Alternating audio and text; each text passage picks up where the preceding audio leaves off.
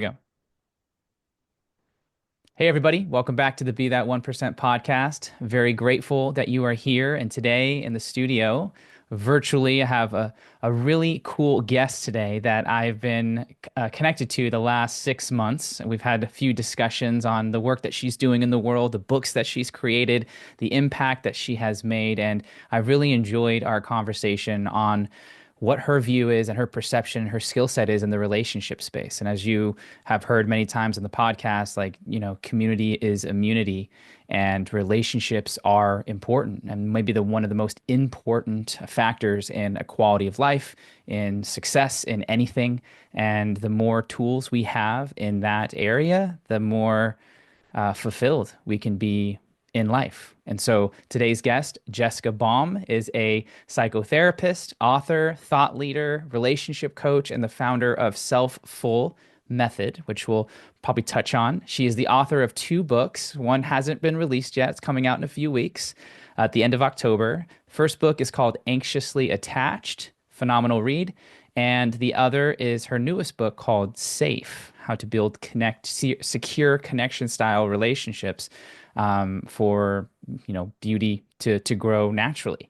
And so I'm really excited to dive deep into your over decade plus of work and experience and wisdom. So Jessica, thank you for being on the show and looking forward to this conversation. Same here. I'm really excited and happy to be here. Beautiful. So let's start with a few rapid fire questions to help the audience kind of get a gist of who you are and how you operate. What would you say is a quote that you heard recently that really stuck out to you? I always go back to Carl Jung's quote as like one who looks outside dreams, one who looks inside awakes, or something like that, like where all of the mystery or all of the growth or evolution comes to people who really genuinely look inside. Amen to that. I'm probably butchering the quote. I think it's dreams is the outside and then Yeah. awakens is the inside. Yeah. Mhm. Yeah. Cool. What's a philosophy that you live by? Philosophy that I live by is connection is a biological imperative to a philosophy is to have compassion, to understand human behavior on the deepest level, to give people a lot of grace all the time. Mm, grace is huge. What's a piece of advice that you've received recently or in the past that has served you well? I mean, like just recently something happened and I did something and I didn't get the response that I wanted, and I know I'm not taking it personally. So, like, just really not personalizing other people's responses or lack thereof, and assuming kind of the best instead of like catastrophizing Oh, everything. yeah. Catastrophizing is real. Awesome. So, attachment style is something that is largely based on the newest book that and also your previous book, but more so the safe one that's coming out at the end of October. Can you just, for the audience, bring us all on the same page with terms on what attachment style is and maybe the origins of the theory and kind of how it's evolved today? Sure, yeah. Attachment styles have been around since like the 1950s. It's a very well studied science. It's not just like theory. There's been a lot of science and it's pretty accurate. And it's the study of an infant and a young person and their relationship to their primary caregiver, and how that relationship and the patterns within that relationship get embedded inside of us. And they developed three categories at first and then four, and I'll go into all of them. And the way in which we relate and connect to our primary caregivers determines a lot of our internal patterns, and we can fit in a couple of these categories. And then these patterns show up later in our adult lives. And like that's the fascinating part is that I think people don't realize that these patterns live inside of us and then they get recreated later on. And if I understand correctly, originally they only thought that it ended after childhood, right? They didn't think that originally it could carry on until adulthood, until just recently, right? I actually think they knew the patterns get played out in adulthood, and but I guess the healing or the Mm. evolving or the ability to heal, now we really know through neuroplasticity that we can heal throughout our lives. I mean, I've certainly earned my security. So there's a lot of science still coming up, and like I said, the fourth category got added, but it's pretty well researched. And let me go over the categories that might help people. So the first category is secure. And this doesn't mean like you're perfect or you don't get upset in relationships, but like you got your needs met relatively well as a baby. It means that your primary caregiver was able to like emotionally attune to you and co-regulate with you. And if you got upset or whatever, eventually you got your needs met. So you grow up with this inherent feeling that like my needs are going to be met. I am safe in the world. That's a felt sense of safety. You usually attract partners who will meet your needs because that's what you know. You don't have an overwhelming fear of abandonment. You don't have an overwhelming fear of being smothered. You're just kind of operating pretty level in the world, and you come back from dysregulation pretty easily. So you can rupture and repair. So your general sense of trust in the world is pretty great. And I would say like to tie it into my book, your sense of safety as you move Hmm. throughout the world is inherently good. Like you feel it in your body, you're pretty calm. It doesn't mean life is perfect. It means you deal with life and you're pretty flexible in that way. The other three categories are more insecure. So with anxious attachment, I wrote the book Anxiously Attached, but this child had a parent or caregiver that was inconsistent. So sometimes they showed up, and then sometimes maybe they were really nervous, or they had a lot going on, or they were anxious, and their nervous system wasn't as consistent. So the baby senses like mom's here sometimes, and sometimes she's not, and I don't know when. So I'm going to leave my energetic body and I'm going to regulate hers and I'm going to attune to her. And I would say the hallmark of anxiously attached is inconsistency. So you're always waiting for the shoe to drop. I think people who identify with the word codependency, which I don't love, fit in this category. People pleasing, overextending yourself. You know what your partner needs before you know what you need. Checking the temperature of the room, and a lot of this is because in order to stay in connection as a baby, you needed to like literally attend to your primary caregiver because you didn't know what you were going to get. And you figured out if I get closer and regulate, I can keep this person close to me. So that later shows up in romantic relationships. The other end of the spectrum, we have avoidant attachment, and they get a Hmm. bad rap. There's avoidant protectors, but really true avoidant attachment is a baby that parents might have showed up physically and checked the boxes, but emotionally were not very attuned at all. They just didn't have that to give. So the child grows up as very independent, usually very successful, usually very driven, but lacks sometimes the emotional circuitry for empathy and real emotional connecting. So they tend to be the people who are like, they can be dismissive. They don't know how to handle emotional experiences because they didn't receive that as a child. They don't really know how to give that. They live a little bit more in their left hemispheres. Then there's disorganized. And so disorganized is sometimes layman talked about as fearful. So you can hear it as fearful or as disorganized. And this is when an infant or a young person, either there was a lot of neglect or there was fear and the baby needs connection. So you're stuck in a state where it's like I need connection, but I'm also scared of connection. And so it's a very like fearful state. Hmm. And I've experienced pockets of this, and we can have pockets of all of these. We are very rarely in one category, and it's a combination of your attachment patterns and my patterns, but disorganized is the word or the hallmark is terror.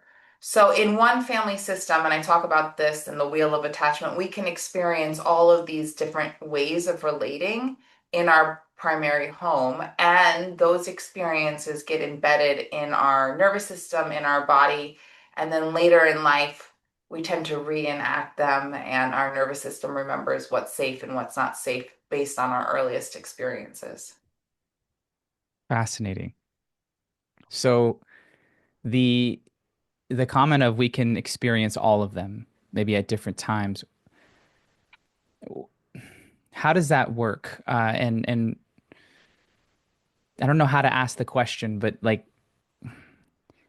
what triggers it, and how can one who is mostly secure then have situations where that anxiousness kicks in or that avoidant tendency kicks in, and what have you seen just through your observations of the last decade working with folks? Like, how does that show up? Yeah, and I replaced the word trigger in my book to awaken because Okay. like we all can be like living our lives pretty normally, and then like let's say you and I had a close relationship and something happened in your life and you had a behavior, it could awaken something in me. And we don't really know what's going to get awakened. We do know the closer the bond, the more likely if something happens, something can get awakened.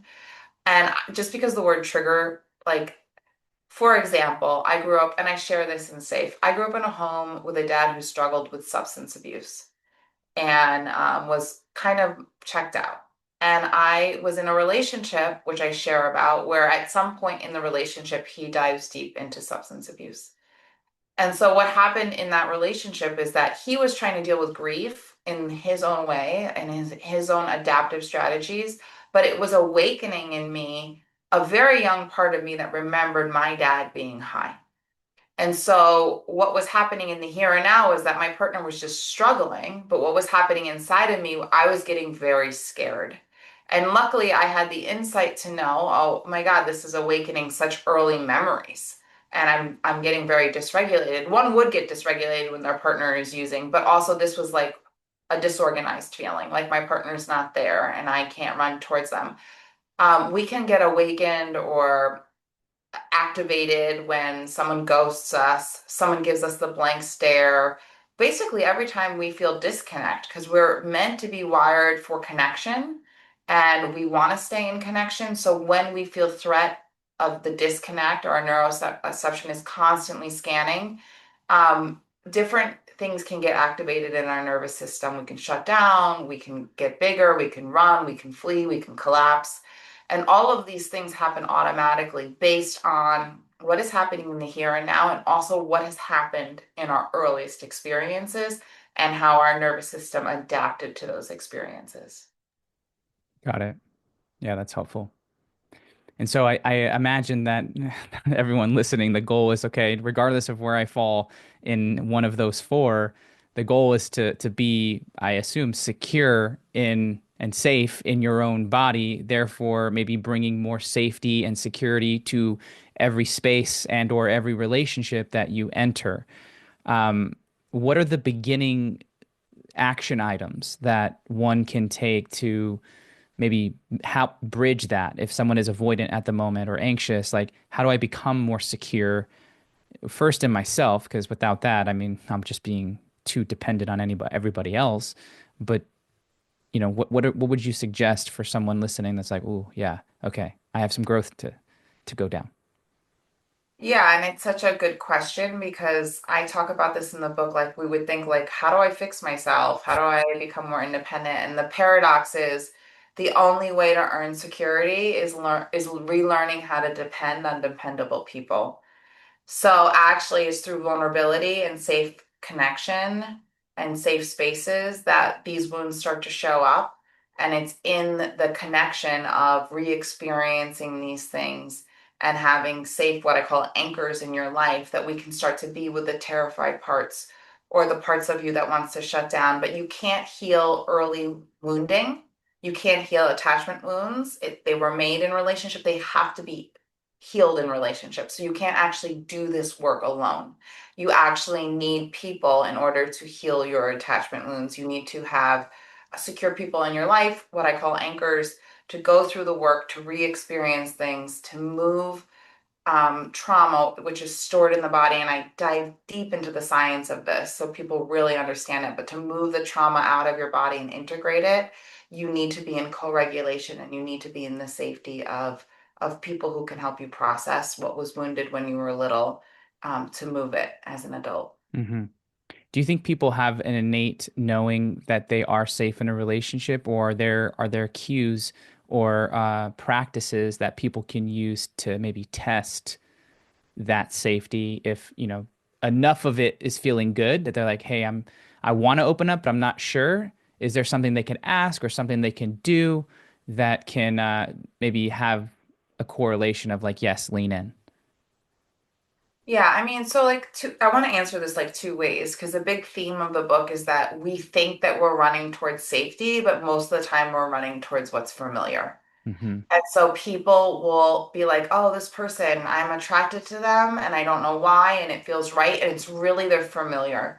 And then they end up getting into a relationship and then we recreate our familiar patterns. And it can feel like some trick the universe plays on us.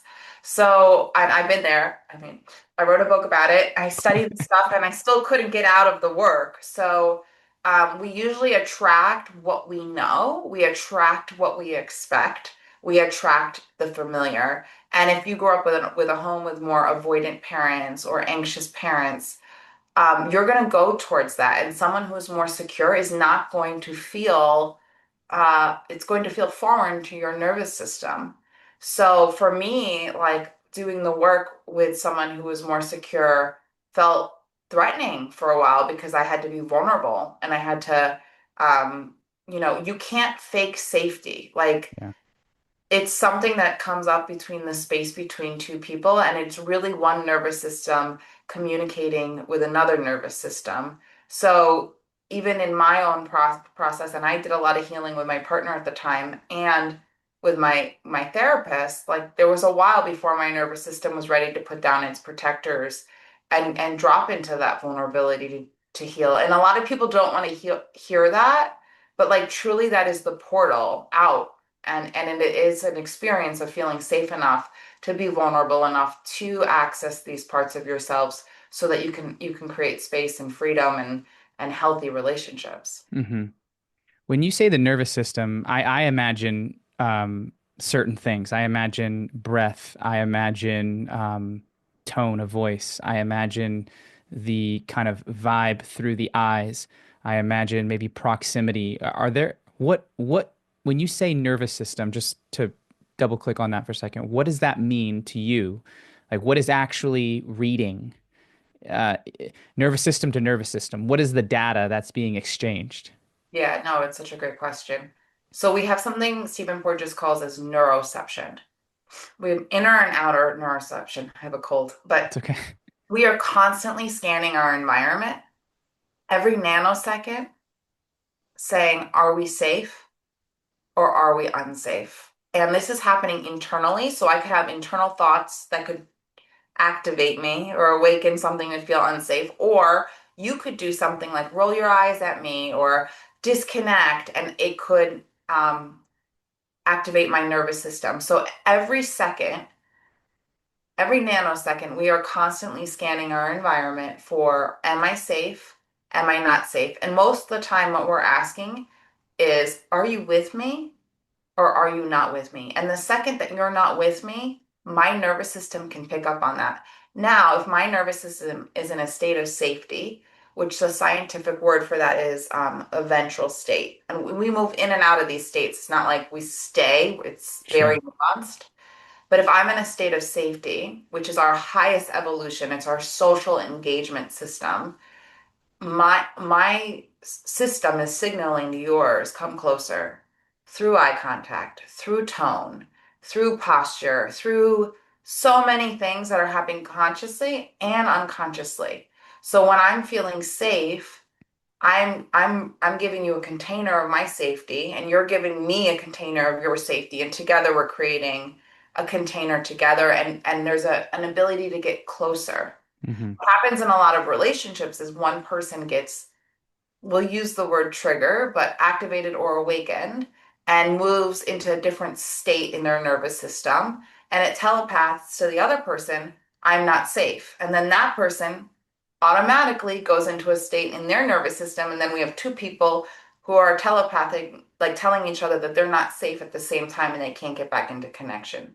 So, the state of safety, accessing the state of safety, being around people who have the capacity to hold that state of safety is part of the major ingredient in needing to heal this, and understanding your nervous system and when it shifts out of these states, and your partner or your bosses or your child's nervous system, understanding the different protective states that we shift in and out of.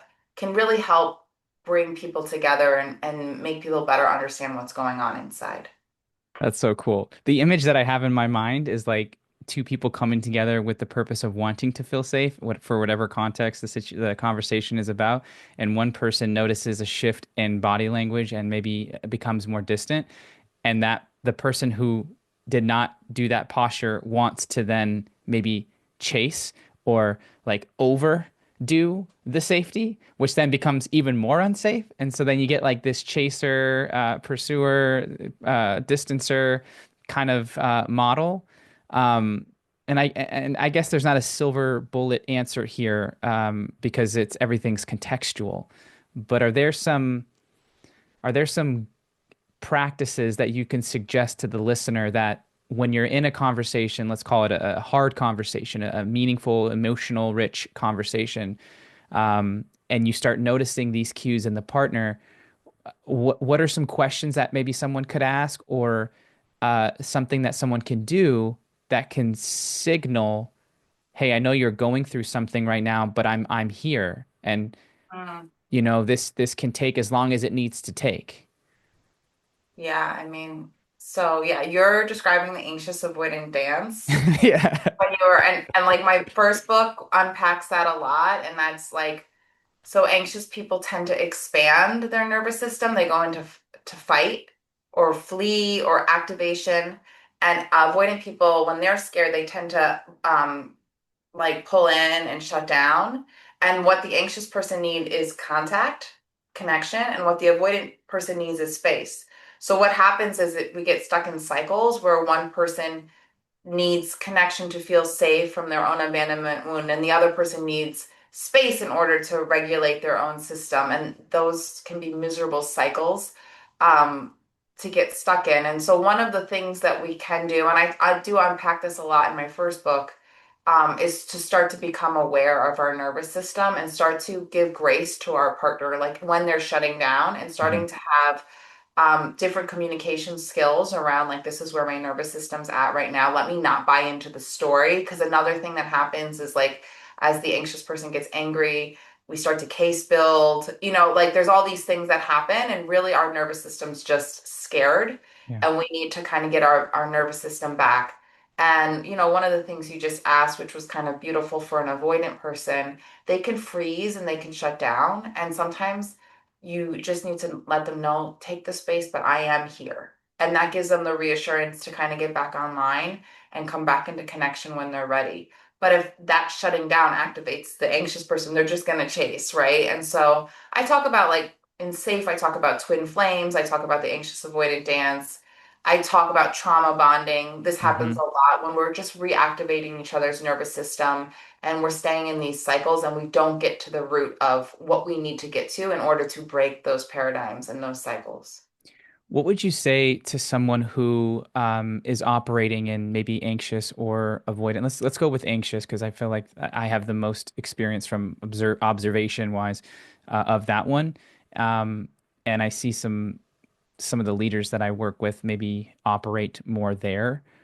What would you say to someone who says like, yeah, this is who I am, and it's gotten me to where I am. And where I am is successful. Where I am is, in a certain leadership position with a certain revenue and, all of that. And there's an attachment to their attachment.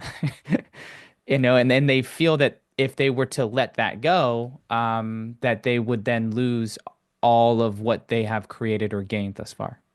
Yeah, I mean, I talk about this a lot in SAFE because we live in a culture where actually it supports avoidant attachment. They might seem anxious because they want to keep their business going and they want to pour all their energy into it, but they're really hyper focused on success. Mm-hmm. And this is very well supported in our culture, like in a ridiculous way. And in chapter 3, I talk about how much of a workaholic I was and how successful I've been and how lonely it is to live in your left hemisphere and be basically in survival mode with this message that I need to be successful in order to be happy. And that can look so different for so many people. And it also was a protector from me. Like it protected me from my attachment wounds. It protected me from what was living in my body. It kept me in sympathetic activation, and I needed that activation because I wasn't ready to face what was inside. So I would say a lot of people who are so hyper focused on success are running a lot in sympathetic activation, and that's okay. But you really want to ask yourself, like, for me, and I had this like awakening, I guess like I had the awakening after I became pretty successful, Yeah. that like success does not bring meaning or connection or what is life really worth if you can be really successful, but like the quality of your relationships really determines the quality of your life. And if you're so focused on success, and for me, it wasn't so much success, it was just workaholism. It protected me from what I wasn't ready to face inside because I didn't have safe people and I didn't understand what I was avoiding. So really, it was a blessing that I had work to hide out in. So, there's so many ways to look at this, and it's not about taking that away from a human, and it's not about saying you can't be a workaholic or you can't throw yourself into work. It's saying, are you hiding out here as a way to protect yourself from something deeper within? And are you lonely? And do you want to shift a little to create space for a little bit of change? Because in my experience, true fulfillment and meaning came in my life when I slowed down and I was able to connect more deeply with myself and others and build more fulfilling relationships rather than having like this agenda or being in sympathetic activation. And not to mention like that constant sympathetic activation caused inflammation in my body and was causing me physical symptoms. So staying in the rat race of it all is just really not good for your body and your health. Yeah. So, there's an author named Amy Morin who wrote an article, I think, and then later maybe turned into a book of 13 things mentally strong people don't do. Yeah. And yeah, yeah. And she had an experiment that she shared with me on the podcast once about uh, a group of individuals that were given a choice between sitting in silence with themselves or undergoing an electric shock. And I think it was like 75-80% chose the shock over sitting in silence with themselves. And I can't help but think about that when you mentioned, it it can be very hard for people to want to slow down because in the slowing down, then you have to maybe confront things or sit with things that you're trying to stay busy from, you know? And so there's a place in Minnesota. It's called the quietest place in the world, and it's negative decibels, like negative 28 decibels, and it's this suspended room that is like 1 or 2 stories above ground, and there's 3 truckloads of soundproof equipment that have gone into building this contraption. And I went and sat in there for an hour, and it was the coolest experience of my life. And it was pitch black as well, and the door locks from the outside, so it kind of sounds crazy when you think about like why would you even put yourself through that? But to sit in that level of silence and have no distraction, literally no distraction, except for you, is a very vulnerable place if one has not yet done the work. What I always come back to is that's like one of the greatest gifts that you can give yourself, because if you could sit in silence and acknowledge the things that maybe haven't gone wrong or things that you have that no one else has, and create time for yourself there, then that's less that you have to outsource to other people or um, fill in the gaps for. Like there's a level of acceptance and ownership and maybe even love that can come online when you spend that time with someone. Why? And I have my answer to this, but why do you think it's so hard to slow down for people? Yeah, I think that I have an answer for that too. Like, one, if no one showed up for us in a way when we were younger to be with our inner world, to help us process what's going on inside, to develop what we call interoception, to um, just be with us. We can't slow down because part of our psyche knows that slowing down would be too intolerable for us. And we need support. We need holding. Our system will keep going until we feel enough safety to slow down. So it's very protective. in that way. I would never tell someone who's running, running, running, just go sit in a room by Yeah. yourself. Right. I would say, can I sit in this room with you? And can I be next to you as you attempt to even try to slow down a little? And can you know that I'm with you with whatever surfaces? Mm. Because chances are, when they were young, their parents did the best job that they could and loved them, but didn't emotionally show up for them and weren't with them in a lot of their experiences.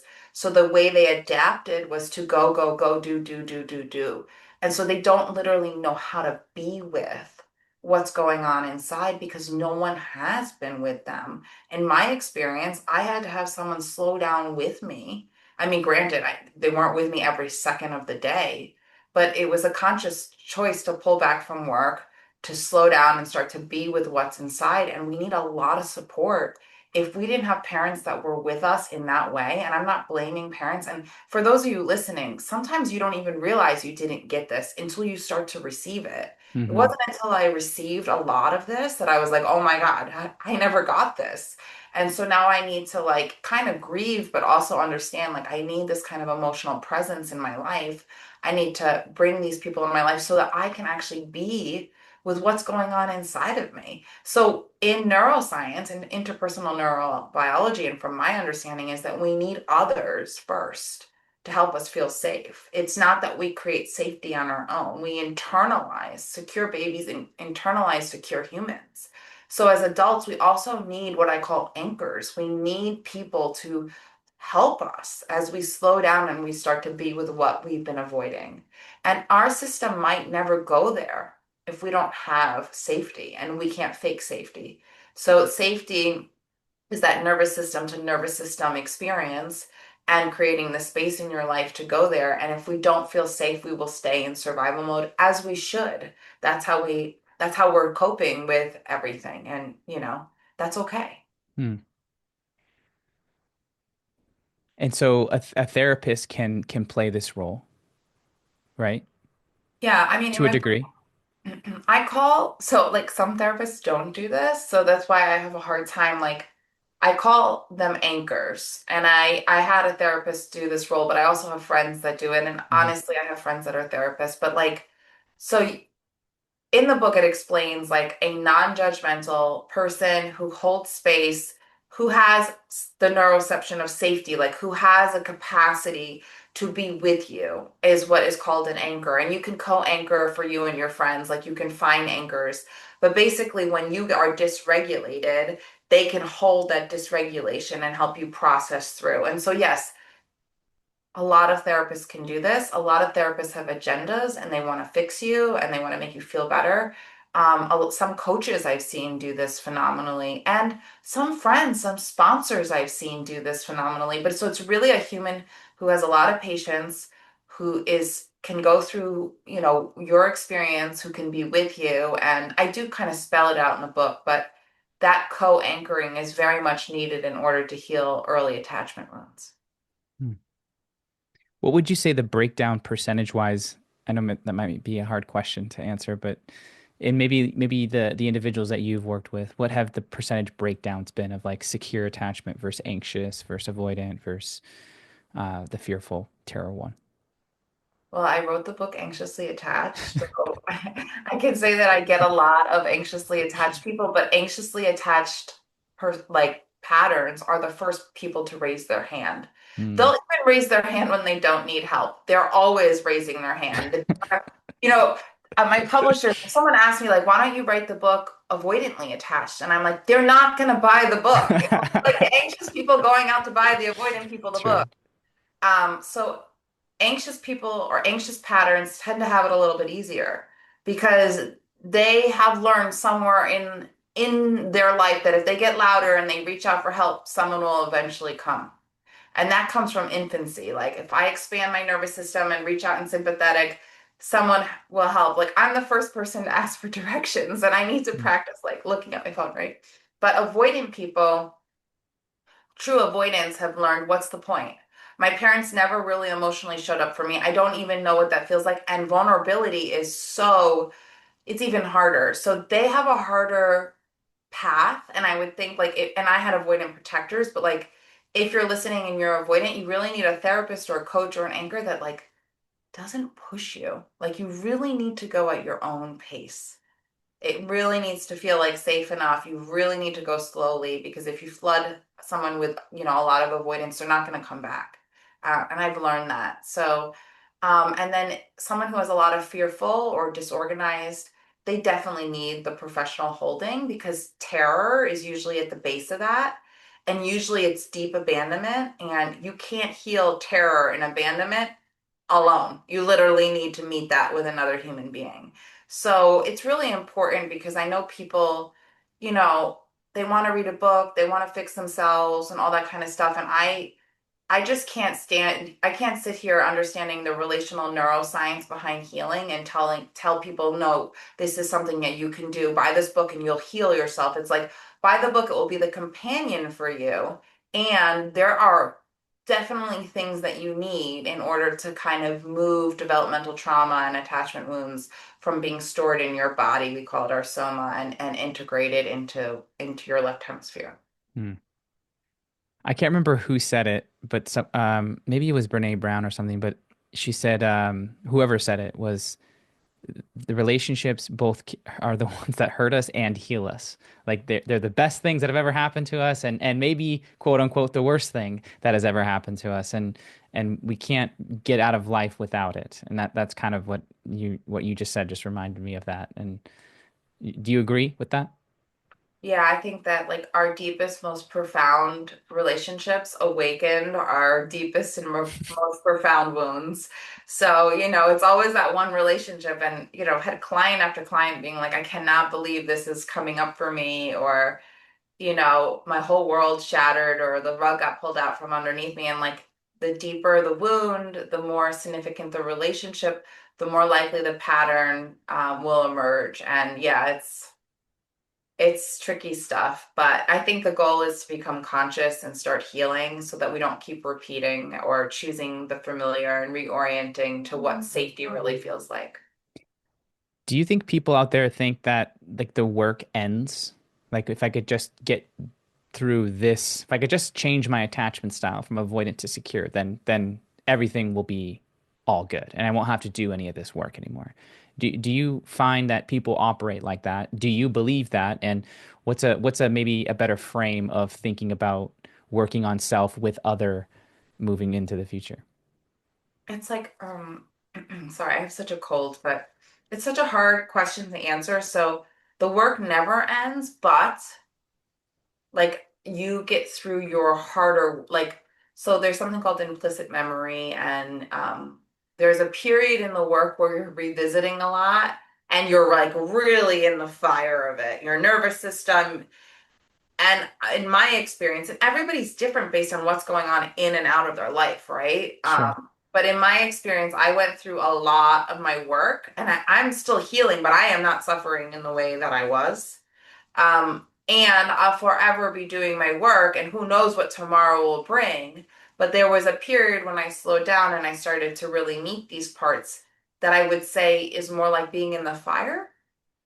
But in my experience, I could slow down. I had the right support. I met these parts, and now I would say my little girl, my trauma is there, but it's not like running my life. It's not unconsciously choosing the people in my life anymore. I'm more aware. I'm more like you're just more conscious, and I have more space. Like I have more internal space, a different reflex time to things. So something upsets me, doesn't get me as dysregulated. I get back to homeostasis faster. I have more freedom and space to have so many wonderful connections in my life and attachments and such a deeper, more fulfilling life. I'm not in survival mode anymore. Could I get back there? Sure, if I made a lot of really bad choices, maybe right now, but I think like everybody's path is different, like depending on how much trauma I stored in my body, depending on how much I could face, depending on who was with me, I moved through that. That might be different for another person or another person. And the work is continual, but I'm not in the heat of it. That's the only way I can kind Yeah, of, it's like refinements or like little tiny little micro shifts or even reinforcements, like just daily deposits into the new behaviors or the new character that you're establishing. Yeah, or like, let's say like a particular type of guy is not good for you, or a particular type of girl, or for your listeners, a certain kind of boss, a hypercritical boss reminds you of your father. The old you would have signed up, right? Like just gone towards it. And the new you is like, oh, the pull is there. I can feel the allure, but I'm not making that choice because I've been down that road already. So you have more conscious awareness and you're likely to choose healthier environments and healthier people based on your healing, where before you just run towards what feels familiar and then you can kind of get stuck in those things. Mm. There's a quote by Corey Muscara. He was a monk and turned coach. He talks a lot about stillness, and one of the lines that I read from him was that I really love was that your nervous system is the integration or is the breakthrough. It's the catalyst. It's the intervener. And a lot of what you've been talking about is this nervous system regulation, right? And your ability to hold that space or increase the capacity to hold that discomfort without moving into a place that you don't want to bridge the gap of connection as opposed to, put fuel on the fire of disconnection. And I love that line because it takes it almost takes you out of it in a way and maybe puts the focus more on what this relationship can be. And for me, when I think about that, I think of a lot of times like the ego that comes into relationships or what needs am I getting as opposed to what am I putting into the relationship that then the relationship can give back to me, and there seems to be in this time and space when I look out more of a individualistic approach of like what's in it for me as opposed to what can be in it for us. um, do you see that, or do you agree with that, or what comes to mind when you hear that quote? You know, I I have a lot of problems with the internet saying that like nervous system regulation is the goal because Mm, that's absolutely not the goal at all. mm, Nervous systems are supposed to get dysregulated, and nervous system holding helps build the capacity to get back to homeostasis faster. So, like the goal, and I don't know if I'm answering your question really, but the health or the wealth of your nervous system is not that you don't get dysregulated, it's that we can get back into balance faster. And all these people are like, saying all these things about having a perfectly regulated nervous system. Like, that's so not what life is about. But so yeah, I forgot the question, but that's what kind of came up with me is when my nervous system is dysregulated, I don't beat myself up. I don't get upset with myself. I slow down. I either call an anchor or try to figure out what got activated or awakened in me. I try to be gentle with myself and I try to respect my nervous system's wisdom. And that's how I approach my nervous system. Co-regulation is really where it's at. It's where two nervous system meet. And I think a lot of people didn't get a lot of great co-regulation as children. So, as adults, we work a lot or we go into substances or we find ways to try to manage our nervous system until we can get into these relationships that can really hold and heal us. hmm. Got it. And I don't Yeah. know if I answered your question because I went off on a It, tangent. no, it was a good context to how you think about the nervous system, which is helpful for me to understand.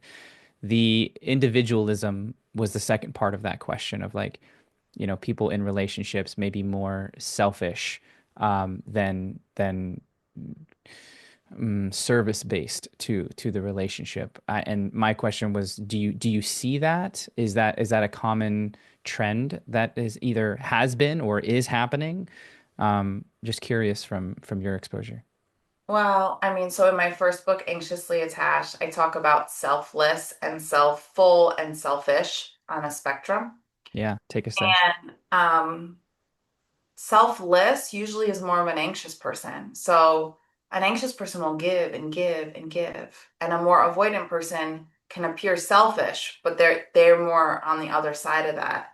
So those are just natural ways of adapting to their primary ways of their attachment needs, right? So an avoidant person might appear more selfish, but they've had to take care of themselves, and this is how they operate. And an anxious person can feel like they're really giving, but they're giving sometimes out of fear and a need to connect. And so what I talk about is the selfful state. So that's in book one, but it's the state of safety again in book two, but it's the state of ventral where we can be fluid in our relationships and we can give and receive, and there's enough safety for that to happen.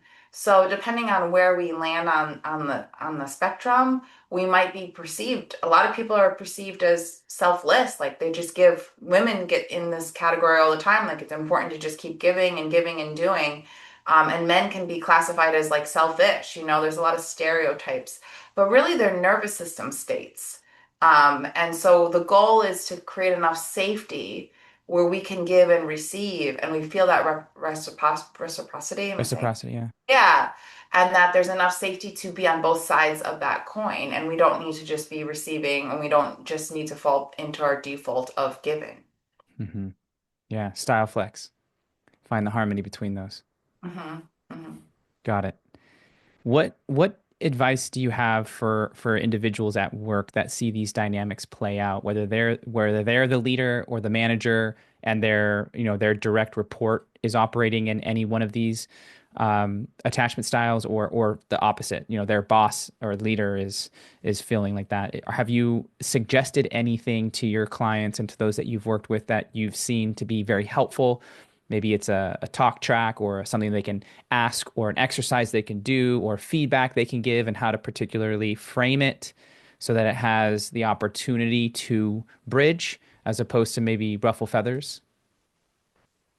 Yeah, I mean, in SAFE, I talk about the wheel of attachment, but I don't just talk about romantic relationships as being unsafe. Often we are pulled towards work environments that can recreate our original home environment. Right. So, I go into detail around the wheel of attachment in the book, but like really unpacking how you showed up in your family and who showed up where, and was there a critical mother or a critical father, or were there undertones of certain expectations of you, and how did you adapt in that early experience, and then how are you moving into your workplace and recreating or being drawn to people who have similar traits of your primary home?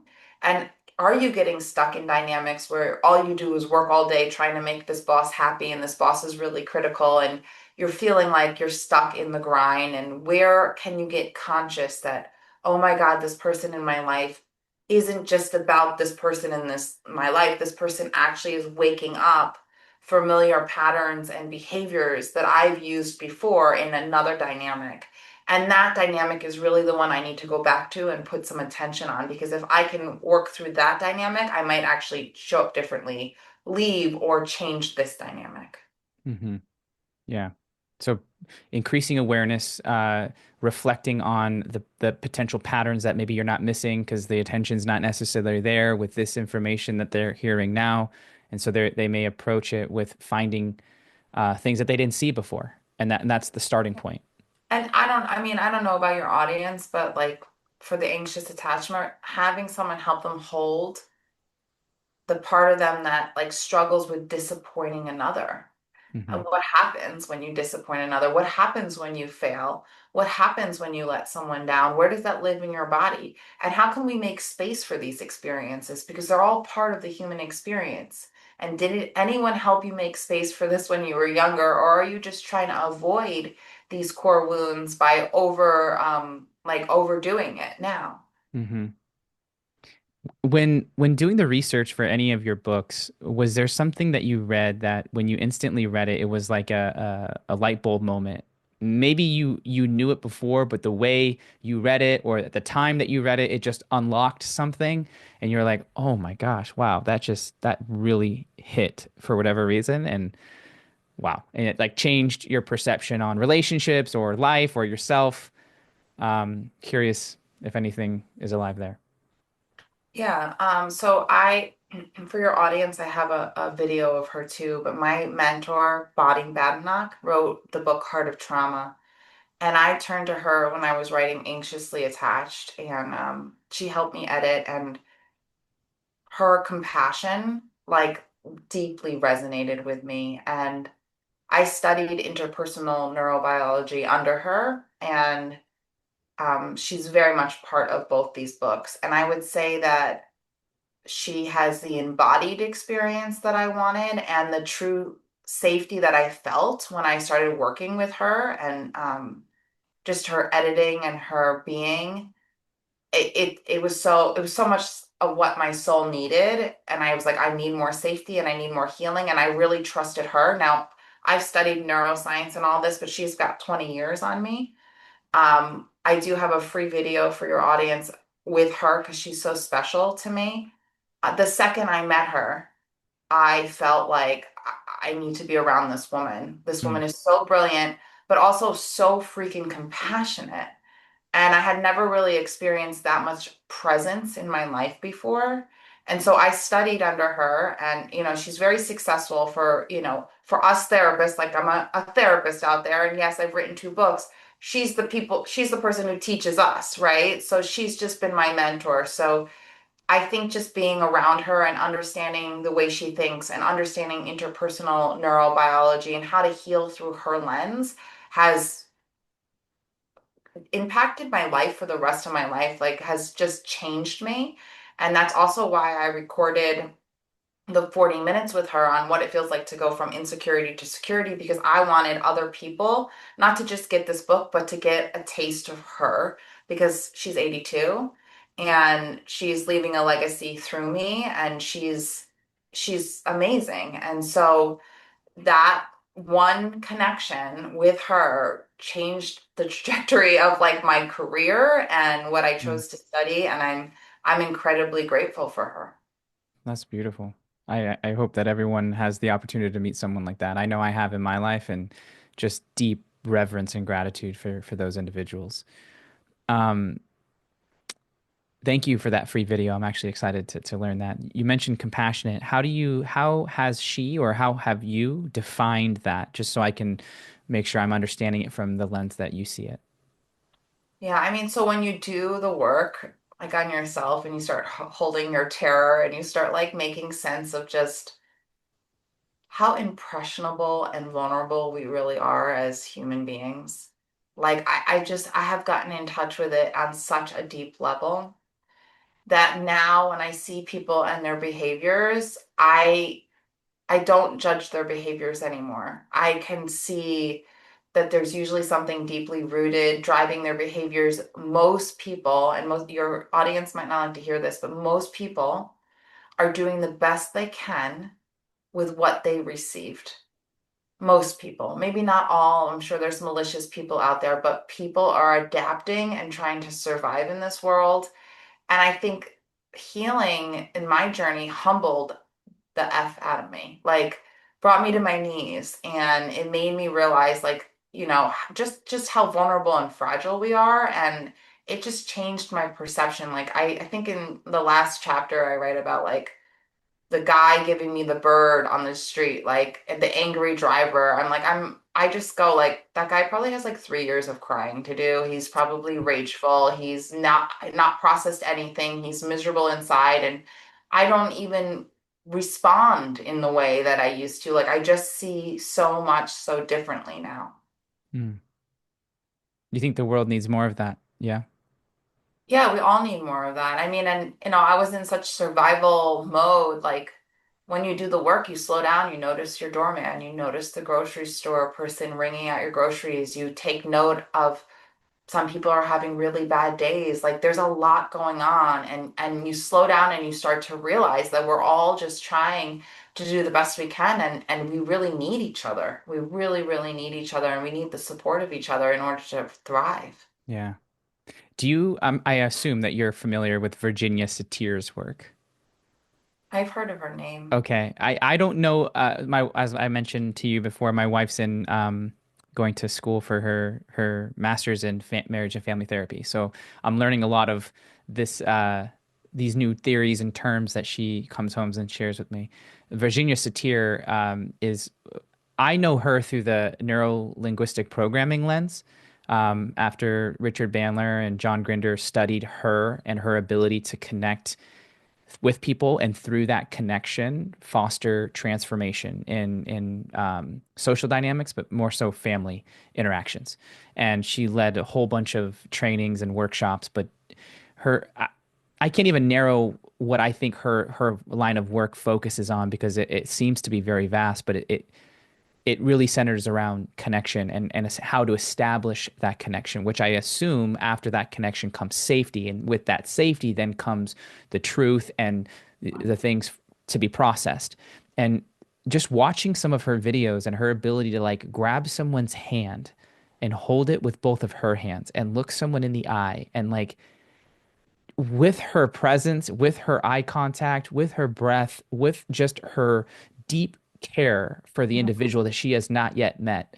And what that produces in the other person, from tears to something that that person has never felt comfortable sharing in front of hundreds and thousands of people, was really inspiring to me to watch. And I know my wife really enjoys her. So I was curious if you have been exposed to her work, because I think it's helpful for anybody. But for someone like yourself, I think there's a deep correlation between what you're talking about and what she does too.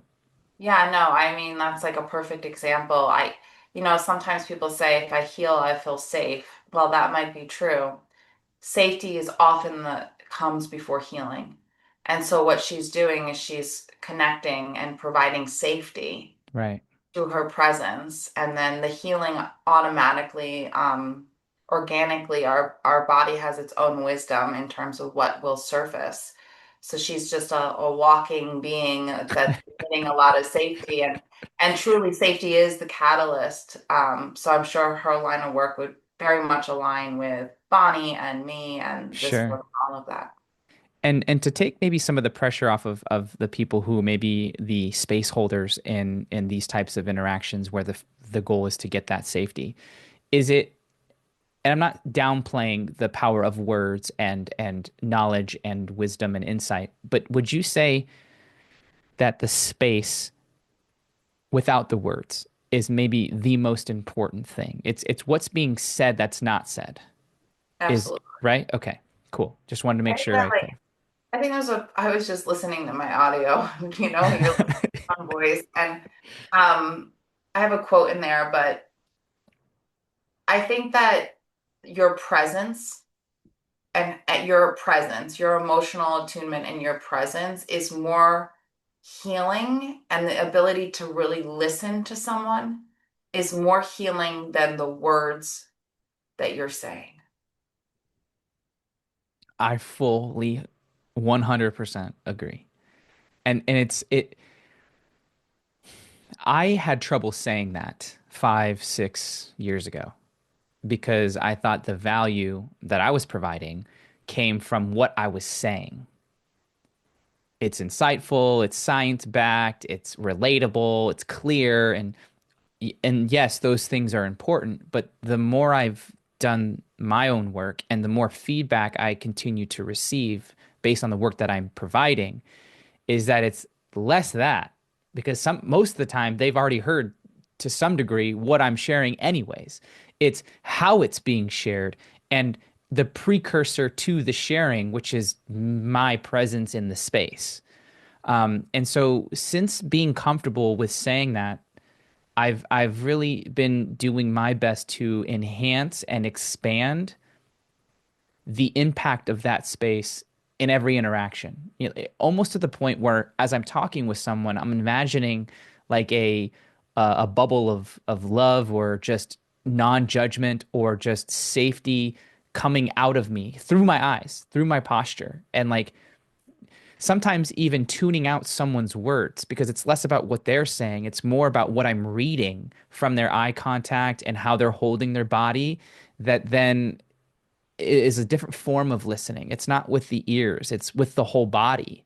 And I've learned to kind of begin to practice that more. And I'm really enjoying that exploration, because I'm sitting more in silence. I'm allowing more time for non-words to be communicated.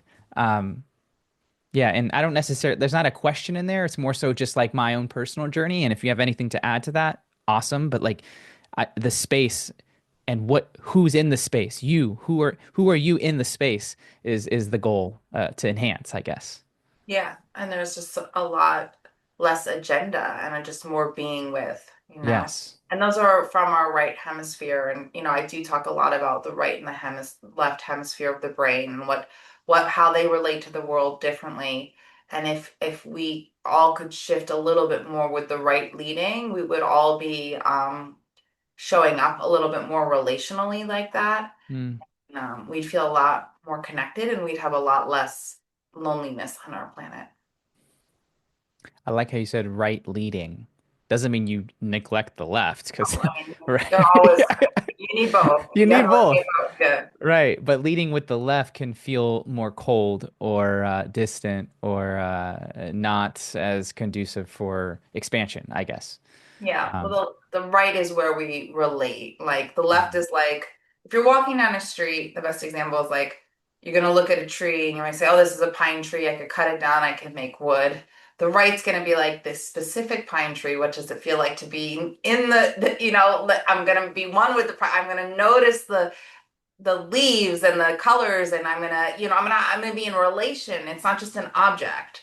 So we need both and they're constantly both interacting, but unfortunately in our culture, in our world, we are moving more towards left dominance, which is Mhm. why we have the epidemic of loneliness going on. So we need to shift back into the right.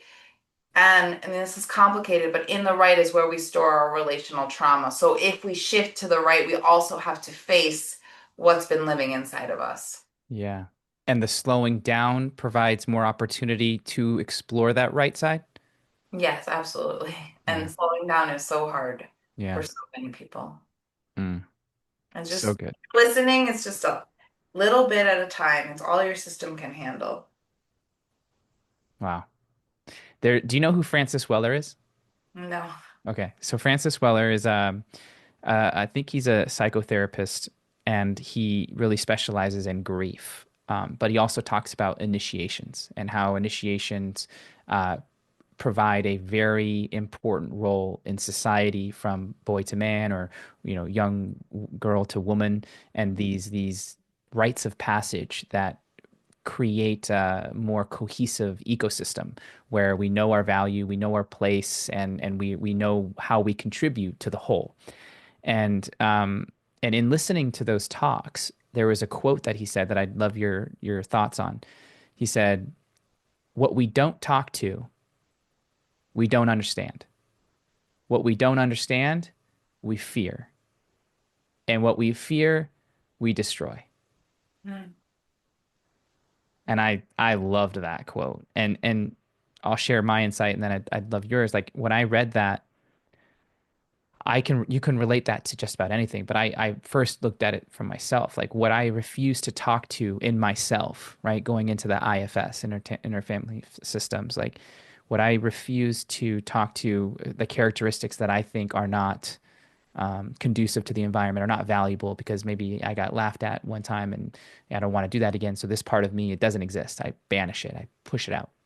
If I don't talk to that part of me, then I don't understand that part of me. And therefore I fear that part of me. And then I eventually try to destroy that part of me because I don't think it's valuable. But in the opening up the aperture of wanting to listen to something or someone, even myself, like then I understand more context. I become more versatile. My perspective expands. I become more diverse and versatile. Um, and so that quote for me reminded me the importance of being more open and receptive to exploration, as opposed to just sticking with what's familiar, which is the safer, quote unquote, maybe the safer approach because it's less risky. Yeah, no, that quote is really beautiful. It reminds me of a quote in my book that I'm not going to quote well right now, but um, like if what we can't feel, we act out. What we can't act out, we suppress. Eventually our wounds have to go somewhere. And it's in that suppression that can get us sick. And I'm not quoting it well. but it's kind of like the same thing. Like if we can't process and be with, we're going to either act it out or we're going to stuff it deep inside. And so it reminds me a little bit, about IFS is very much part of SAFE. It's a slightly varied version of ISF because we meet these parts a little bit differently, but it's the sense that like we need to keep meeting these parts. But in SAFE, it's we don't meet these parts alone. We bring Mm. people with us. Yeah, people reveal those parts in us a lot of the times. Or Yeah, yeah. and they're with us as we're re-experiencing them. And even as we're healing, like I could think of a memory from my childhood and now my therapist or one of my anchors is there with me because I experienced it so much. I'm not so alone in that memory anymore. Hmm. I love that. How does attachment therapy, like the attachment side of things, relate to EFT, emotionally focused therapy? Have you, I know my wife talks about this a lot, and so I'm curious, like, how Uh, much do you use I mean, it? Sue Yeah, Johnson's work is really great. So EFT, if you're listening, is emotionally focused couples counseling. I'm actually trained and certified in imago therapy, which is, I think, a kind of a similar, it's similar to Sue Johnson's work. I would say that attachment theory and this book and imago or EFT directly overlap. cool. So in Imago, which I'll speak of Imago because that's what I'm trained in, but the two modalities are great. If you're having couples issues, find a therapist who's either EFT trained or Imago trained, and you can go right onto their websites. But in Imago, we believe that you attract people that have positive and negative traits of your primary caregiver. Mm, And when you're in relationship later, those traits come up and we reenact childhood dynamics with our partner. So that's very much what SAFE is talking about. And I would say Imago EFT are just really talking about romantic partnerships, and they are great ways to heal with your partner. cool. So you can get awakened and do this work consciously with another person, and both those modalities are wonderful. People on my team are trained in Imago. I love Imago therapy. Harville Hendricks, the creator of Imago therapy, endorsed my book. Sue Johnson, I'm a huge fan. She did EFT, and so I would say that their work is actually spun off of attachment work. So Mm, attachment work is at the root of all these other modalities that have come out, and especially with the couples work. that's cool. Well, as we wind down here, is there anything alive for you in this moment? I imagine all the work that you've been putting in for this new book, Safe, and all the sleepless nights or the whatever it takes to pull this off. Because from what I've heard of other friends who have written books, it's a commitment, right? What have you learned through the process? Just like a takeaway. I've had a lot of incredible support through Yeah. the process. So I had my mentor, I had a great editor. The hardest part was actually me like trying to do the audio because sometimes the audio like really trips me up. But what I guess I really want to tell your audience is like you hear me and it feels like a lot of work and you have to get people involved. I was like, I know that can feel overwhelming, but like you're not alone. And getting the information and understanding what healing is and understanding the science is totally like the best place to start. So I don't want people to feel overwhelmed because we did like such a deep dive and I talked about my work and like we all have the capacity to heal, and this is given to us, and in the right environments that is very much possible. And the first step is just getting curious. It's not even asking you to slow down with work or change who you are or dive deep into what you've spent your whole life avoiding. Like that's not what I want. I want people to just get curious, to get the information in there so that when they are ready, they can start to move towards healing. Cool. Final question. What is your favorite question to ask? And maybe let's create a few contexts here. So maybe with an established friend, like an anchor. What is your go-to question if you have one in that space? What's a go-to question that you ask maybe a new client that comes in to see you and it's your first interaction? Um, and then what's your question to your partner or like a loved one, an intimate relationship? I mean, I think the question is kind of the same. I would look at them and I would honestly say, ask them, like, really honestly, how are you doing? And what's going on inside you today? And I would ask every single one of those people the same question with the intent of, like, I want to know what's going on with you. Please tell me. Hmm, perfect. Thank you so much, Jessica, for the work that you do, for the space that you hold, for the research that you've done, and the frameworks that you've shared here today. And I love that there's people out there like you that are putting this message out into the world because I do believe we need more of it. Um, Sooner the better. So thank you for being you. Thank you so much for having me and asking such great questions and helping me get this information. And if you're listening, thank you for hanging in there all the way through the end of the interview. And yeah, get the free gifts and reach out if it resonates. I'm telling everybody on every podcast this. So I'm a little nervous, but I try to respond to everybody on Instagram. But yeah, reach out if you want. I'm on there. And yeah, thanks for listening. Great. So, for those of you who really enjoyed this conversation, go check out her newest book, Safe. You can find that on her Instagram, on her website, on all the places. It's going to be, I imagine, her previous book was in Target and Barnes and Nobles. I imagine it's probably going to be there as well, all the major places to get books. And I highly suggest picking this up because I think be such a powerful tool for any relationship, but more so for you to how you show up to others. So grateful. Until then, go out there, be your own 1%. Much love, everybody, and be present.